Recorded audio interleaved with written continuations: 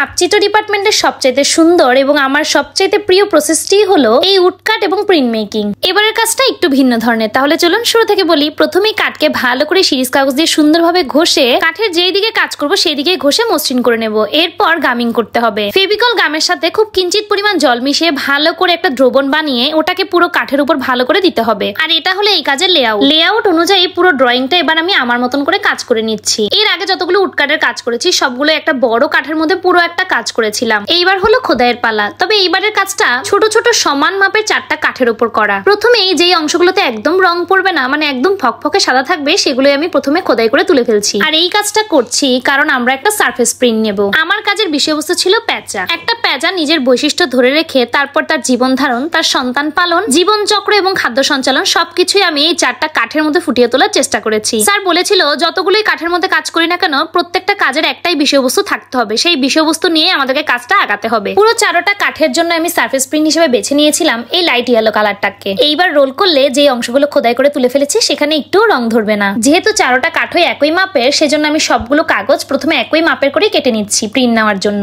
একদম মাঝখানে খুব সুন্দরভাবে মার্জিন করে বসিয়ে তার উপর আরো একটা কাগজ, তার সকলের উপরে হলো ফেল্ট দিয়ে এবার ভালো করে এপাশ ওপাশ 2বার রোল করে নেব। সবচাইতে প্রথমে এই যে প্রিন্টটা নিলাম এটার নামই হলো সারফেস প্রিন্ট। পুরো কাজের উপর একটা সুন্দর ইমপ্রেশন তৈরি করে। একইভাবে 4টা প্লেটে আমি সেম প্রসেসে এই সারফেস প্রিন্ট গুলো নেব। তবে আজকে আপনাদের সাথে যে কাজটা শেয়ার করছি সেটা শুধুমাত্র 2টা প্লেটের উপরে। তবে এখানে 4টা কাঠের উপরে আমি সারফেস প্রিন্ট নিয়ে সেগুলোকে খুব ভালো করে শুকাতে দিয়েছি। এই কাজটা আমরা সম্পূর্ণ করেছি প্রথম দিন। একটা কাজের আমি 3 থেকে 4টা করে প্রিন্ট নিয়েছিলাম। এতগুলো প্রিন্টের মধ্যে যে প্রিন্টটা একদম শেষে ভালো হবে সেটাই স্যারকে জমা দেবো। বেশি করে প্রিন্ট না নিলে অনেক সময় প্রিন্ট নড়ে যাওয়ার কারণে ভালো ভালো কাজ নষ্ট হয়ে যায়, তাই একটু বেশি করে প্রিন্ট নিয়ে নিলেই ভালো। এইবার প্রতিটা কাজ আমার লেআউট অনুযায়ী বুঝে হালকা আরো একটু খোদাই করে এবার সেকেন্ড কালার ইমপ্রেশনটা নেব। আর আমি সেকেন্ডে যে কালার ইমপ্রেশনটা নিচ্ছি সেখানে আমি স্কাই ব্লু কালারটা সিলেক্ট করেছি। এই স্কাই ব্লু কালারটা বানানোর জন্য নীল কালারের সাথে সাদা রং এবং তার সাথে টিন মিক্স করে কালারটাকে একদম লাইট করে নিয়েছি। দ্বিতীয়বার কালার ইমপ্রেশন নেওয়ার জন্য দ্বিতীয়বার আবার কালার চাপাচ্ছি। দেখুন প্রথমে যে অংশগুলো কেটেছিলাম তার থেকে আরো একটু বেশি অংশ কেটে নিয়েছি।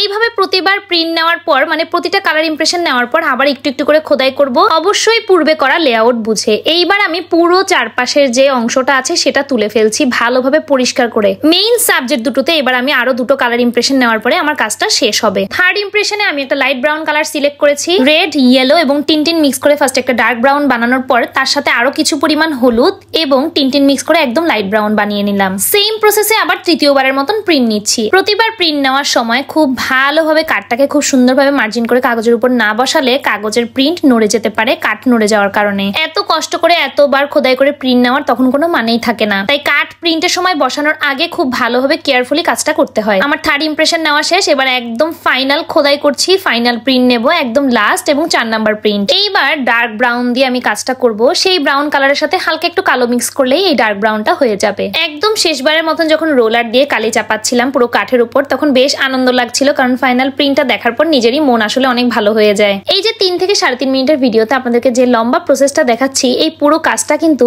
1 সপ্তাহের। প্রতিবার কালার ইমপ্রেশন নেওয়ার পর কাগজ এবং কাঠ দুটোটাকে একটু শুকানোর পরই আবার পরের ইমপ্রেশনের জন্য কাঠ খোদাই করতে পারি। পুরো কাজটা এত তাড়াহুড়োর মধ্যে করতে হয় যে যার জন্য একটু ভালো করে ভিডিও ক্লিপও আমি নিতে পারি না। তাও কাজের ফাঁকে ফাঁকে ঠিক যতটুকু ভিডিও ক্লিপ নিতে পেরেছি সেটাই আপনাদের সাথে শেয়ার করছি। আপনারা অবশ্যই জানাবেন আমার আজকের কাজটা আপনাদের কাছে কেমন লেগেছে।